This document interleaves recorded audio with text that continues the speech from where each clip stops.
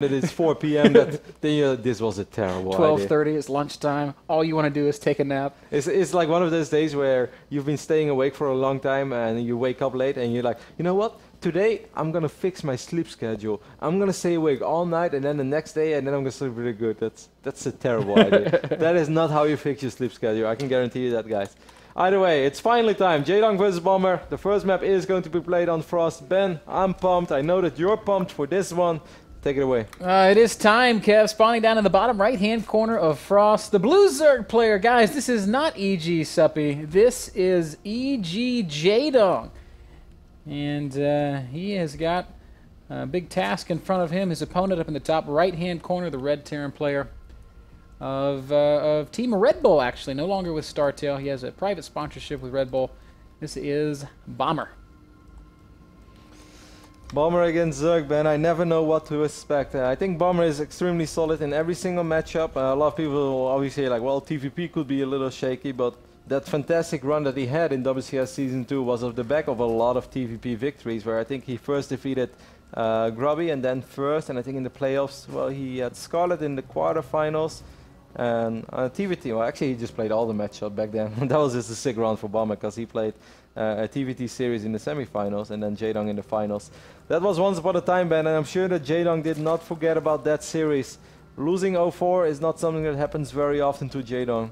It did happen against Pold as well, but I'm sure he did not forget. I'm sure that he's aiming for some revenge today.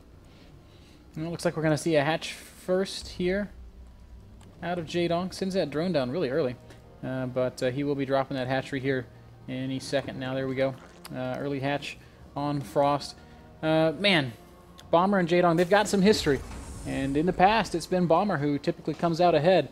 So obviously this is a monkey that Jaedong would love to shake off his back, as the proverbial saying goes. It will be CC first from Bomber as well, so macro in the works here from both these players. Yeah, and both players, when you think back at it, man, both players even made it to the semi-finals of BlizzCon as well. We were this close to perhaps a rematch of the Season 2 Grand Finals that were played at Gamescom, but then at BlizzCon, the biggest stage, but both of them lost in a pretty close semi-finals. I can remember when Jaedong lost all the momentum. It looked like he was going to just crush right through. Actually, I just said that both of them lost. Of course, Jaedong made it to the final. Bomber lost in the semi-finals, sorry. But there was that game on Habitation Station where it slowed down for Jaedong. It was Habitation Station, right? We played Habitation at BlizzCon. I don't think we did, man. Was there another yellow map, like a Protoss-looking map? Derelict Watcher. But which series are you referring to? I'm not even sure. As you guys can see, we have a small hiccup over here as Take. This is the very first day of... Damn it, Dennis. We finally let you cast WCS America. We had to discuss it internally at great length. We're like, do we really trust Take? I was like, to put out a good product? never mess up, ever. He will never lag. Anything can never go wrong. Or nothing can ever go wrong. I'm losing words. It's been a rough start. Like we said at the top of the show, Dennis is killing esports. No. If there's one man who's if there's one man who's carrying esports on his back, it's Dennis. And he's a tiny man, but he can lift a lot. He's a tiny man with big muscles. Yes, he is. And a big heart. Well, he has the heart of a lion. Of course, Seed Story Cup coming up as well. That's going to be a really fun tournament from the 7th to 9th March. I'll be there as well. It's going to be hosted in Krefeld once more. 16 amazing StarCraft players, mostly European, so that's going to give a nice home feeling, hopefully. I'm excited for that. I know Dennis will be excited, but that is going to happen in 2 weeks. For now, all eyes are going to be on Jaedong versus Bomber. I still have no idea, Ben, which series you're referring to. If it was the finals or semi-finals. I think it was the finals. I swear I think it was Habitation Station, because it was like, if he had gotten tunneling claws, he could have tunneled under all the force fields. He was trying to kill. I think you're thinking of a completely different series. I think maybe I am. You're thinking of something that happened at Red Bull Battlegrounds, which is not even related to BlizzCon. But doesn't matter. I swear I'm thinking of BlizzCon when Jaedong, he was doing all this run-bys, all this economic damage, but he kept harassing, and that's when he started to fall behind. Yeah. Hashtag Bidder's imagination. Hashtag Bidder is hallucinating. Hashtag I dream about Jaedong. No, you're not the only one, that's for sure. Bomber went for a very economic opening on his own, of course, and this Remember, this is what actually the Bomber that I remember from BlizzCon. Bomber going command center first, following it up with another command center, going off of 2 Marines and just not scouting, not even an SCV scout. He is playing as greedy as one could possibly be. If this was like any kind of crazy opening, whether it's like tempo speed or it's like early banelings, Bomber is so dead. Yeah. Bomber has nothing. But he brings such great mind games with his build orders. No matter what the result is of this game, Jaedong is not going to know how he should open in game number 2 because he's going to be like, well, he was so greedy in game 1. Can I punish that? Or is he going to change it up?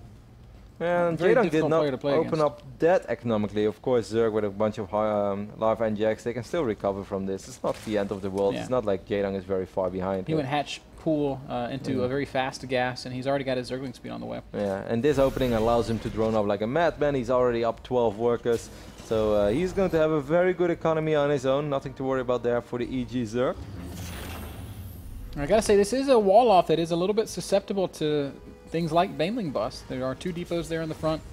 No bunker up yet, so Bomber's going to have to be mindful of that. We do see Jaedong dropping his 3rd hatchery already, though, so it doesn't look like he has plans of craziness.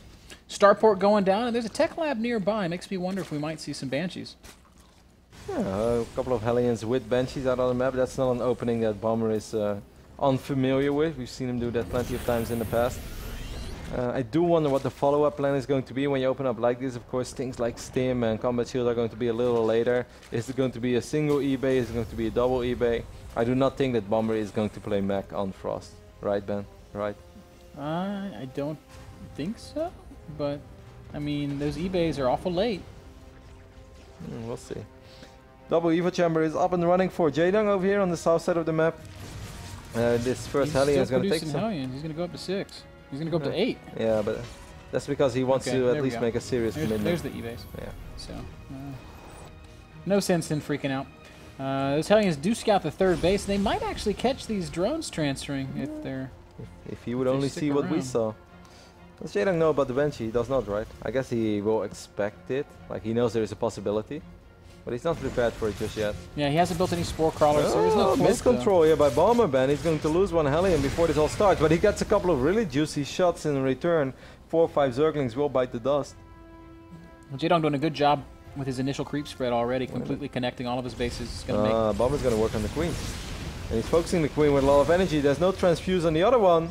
Always a little bit scary, but actually that Banshee is going to continue to give chase. Finally, Bomber disengages. Yeah, Jaedong's done a good job with his control at this point. Not losing anything, keeping all of his queens alive. And actually having reasonable creep spread, considering the fact there were 6 to 8 Hellions knocking on his creep. And he's up to 63 drones. He has not lost anything. Of course, Bomber has a very good economy on his own. He's already up to 51 SCVs. He's floating over that 3rd orbital, even closer to Jaedong's base. Jaedong is sending a bunch of Zerglings across the map. We have 4 Marines right now. He needs to raise the wall. And needs to raise the wall. And he will raise the wall. Are not going to be able to do a lot of damage. A little bit of hold position in the mineral line means they'll get a couple of SCV kills, but not much more than that, as Bomber is quick to return with his Hellions. And Jaedong ultimately ends up just sacrificing most of these Zerglings. He does succeed in pulling the Hellions off the map, though, and he's got more Lings continuing to run around. They're not going to do much damage. Maybe 1 more SCV going to get picked up. Maybe not even that, as Hellions and Banshees are still close by. Phenomenal economy, as you've already pointed out, Kev, here for JD. He's got his 2-2 upgrades on the way. His Spire about halfway done. He's up 17 workers, and as crazy as it sounds, it means it is sort of even, but this base has not really ever been up and running. But he also has a 4th hatchery on the way, and he has 2-2 upgrades on the way. That is a pretty phenomenal job by Jaedong. Yeah, and the things that Jaedong sort of sacrificed to get here, he delayed his layer by a pretty long time. We're seeing that Spire is going to finish up around the 11-minute mark. Guys, remember that some Zerg players start their hide around the 11-minute mark, so that's just a bit of perspective here for you. But Jaedong has been able to overexpand here. He's soon to have 4 bases, and his economy is such that he doesn't need to produce any more drones. He can just hammer out nothing but units for the rest of the game, and will easily be able to afford it off this 80 drone economy. Bomber thought about dropping, but they also saw the Spore Crawler. There are plenty of Zerglings and Banelings over here in position for Jaedong to take care of this. Medevac taking quite a bit of damage from this Spore immediately. Fortunately for that Medevac ban, it's not biological, as we saw yesterday. That is correct. It does not die in 3 Spore Crawler shots. Unfortunately for that Medevac, Mutas are out on the map now. and it will be very difficult for small singular drops like that to find openings. Now, this is where it gets really fun, because we all know the first engagements are so important. Bomber starts taking out some creep. We all know that if you give Bomber a staging ground on the edge of your creep, he's going to stay there for the rest of the game. He's going to rally in reinforcements, you know, like it's for free. Man, how does he know about this base? This is great game sense from Bomber, or maybe he scanned it previously. He's going to go ahead and attack into that 4th expansion, and Jaedong's not got anything over there to defend it right now. No, well, he has plenty of circlings and banings. I wonder if Bomber is paying attention or if he's looking on the other side of the map. It seems like he is. That's pretty good positioning. He also picks up some of the Marines. I think this has been reasonable successful for Bomber. Wouldn't you agree?